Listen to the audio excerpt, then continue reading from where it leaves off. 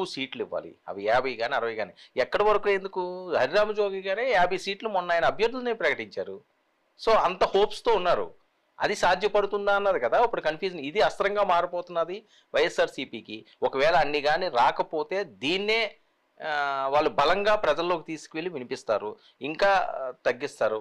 ఆ పొత్తుల్లో వీళ్ళకి కరెక్ట్గా లేదు, ఆయన ఏదో వాడుకుంటున్నారు లేదా పలకి మోస్తున్నారు రెగ్యులర్గా నీ మాటలు ఇంకా పెంచుతారు కదా. అది కొద్దిగా ఆత్మవిశ్వాసాన్ని దెబ్బకొట్టడం కాదా సార్? ఇక్కడ సీటు రావాలన్న ఆశ కంటే ఆత్మవిశ్వాసాల కంటే ఒక గొప్ప ఆశయం ముఖ్యం.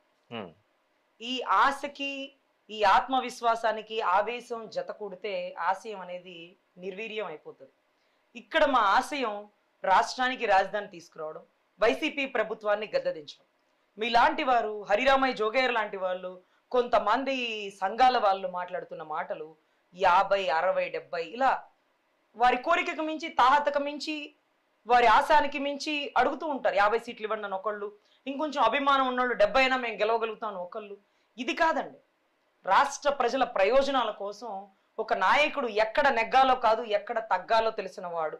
ఈరోజు రాజకీయ నాయకుడా అంటే నాయకత్వ లక్షణాలు కలిగిన వాడు, ఆశ కంటే ఆశయాన్ని ప్రామాణికంగా పరిగణించిన వాడు ఈరోజు పవన్ కళ్యాణ్ గారు.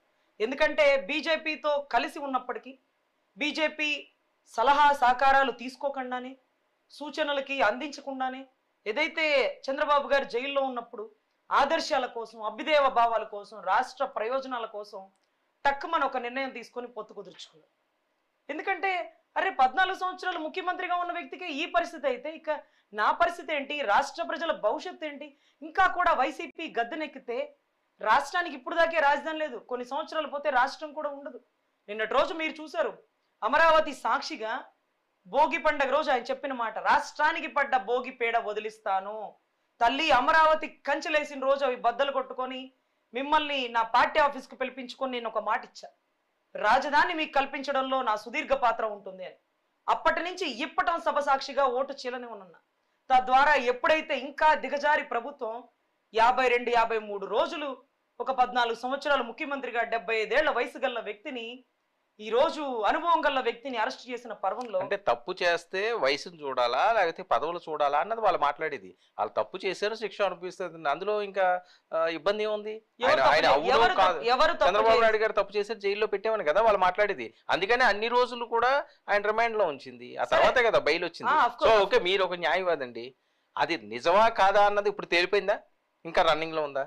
సార్ మీకు తెలిసిన అతి కొద్ది నాలెడ్జ్తో అతను నేరస్తుడను, అతను అవినీతి ముద్ర వేయించుకున్నాడను, లేకపోతే అతను తప్పు చేశాడు కాబట్టి లోపలేశారు కదా.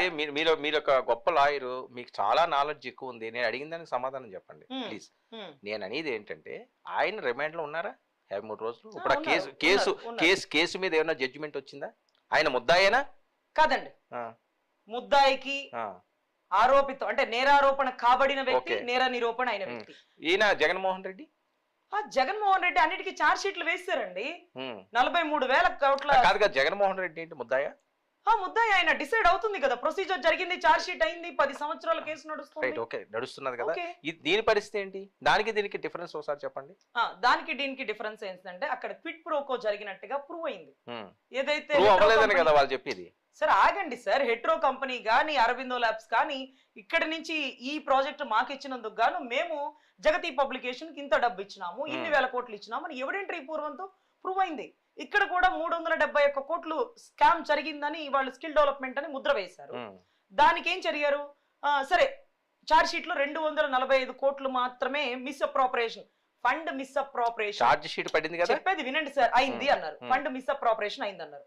సరే మీరు ఆధారాలు తీసుకురండి అంటే ఆగండి సార్, మేము ఆయన అకౌంట్లన్నీ సీజ్ చేయనివ్వండి అని అకౌంట్లన్నీ సీజ్ చేస్తే 27 కోట్లు దొరికినాయి, అవి కూడా పార్టీ ఫండ్ అని. ఏ ఒక్క ఆధారం దొరికిందని ఈ రోజు చంద్రబాబు గారు అవినీతి పరుడని ముద్ర వేయడానికి ఆరోపణలు చేశారు. ఏ ఆధారాలు లేకుండా ఆరోపణలు చేశారు. కరెక్ట్ అండి. ఇప్పుడు 1,00,000 కోట్లు జగన్మోహన్ రెడ్డి అంటారు, వాళ్ళు చూపించింది ఎంత? 1,00,000 కోట్లు చూపించారా? 43,000 కోట్లు చూపించారు కదా. అదే అంటున్నానండి, 1,00,000 కోట్లు ఎక్కడ, 40 అనుకోండి సార్. ఈ రోజు రాష్ట్రం 10 లక్షల కోట్లు అప్పులు పాలు చేశాడు సార్ ఒక అవినీతి పరుడికి.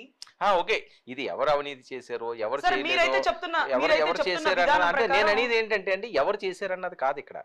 ఇక్కడ శిక్ష అన్నది కోర్టు పరిధిలో ఉంటుంది కదా, డిసైడ్ చేయవలసింది వాళ్ళు. ఇప్పుడు దాని మీద అంటే ఇప్పుడు తెలుగుదేశం పార్టీని అంటే జగన్మోహన్ రెడ్డి వాళ్ళు వేరే రకంగా మాట్లాడతారు. అవును. లేదు లేదు చంద్రబాబు నాయుడు దొంగ ఇదని. అవును. వీళ్ళేమో ఆడొక గజ దొంగ, వాళ్ళ నాన్న ఒక గజ దొంగ అని వాళ్ళు అంటారు. సో ఇంకా పంచాయతీ ఎప్పటికి తేలదు. అవును. కానీ క్లియర్ గా ఉన్న పవన్ కళ్యాణ్ గారు వాళ్ళని చూసాం వీళ్ళని చూసాం, ప్రత్యామ్నాయం అనే ఒక వాయిస్ ని గట్టిగా వినిపించి జనాల్లోకి వెళ్ళకపోవడానికి ఏమైనా బలమైన కారణం ఉన్నదా? సంస్థాగతంగా ఇంకా మీరు పటిష్టం కావాల్సి ఉందా జనసేన?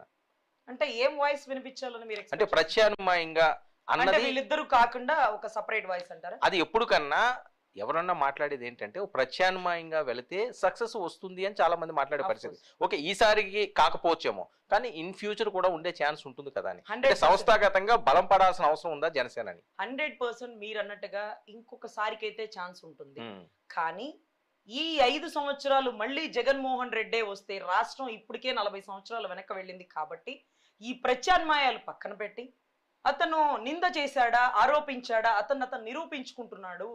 ఈ రోజు అతను అవినీతి పరుడు అంటే మేము నమ్మే పరిస్థితిలో లేము. 370 కోట్లు స్కామ్ చేయడం ఏంటి?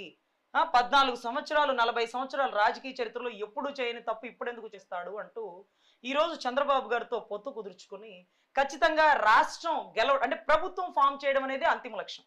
అది సింగిల్ గా వెళ్తే ఈసారి కాకపోతే నెక్స్ట్ టైము 2029 పవన్ కళ్యాణ్ పక్కా సీఎం అని అందరికీ తెలిసేమో.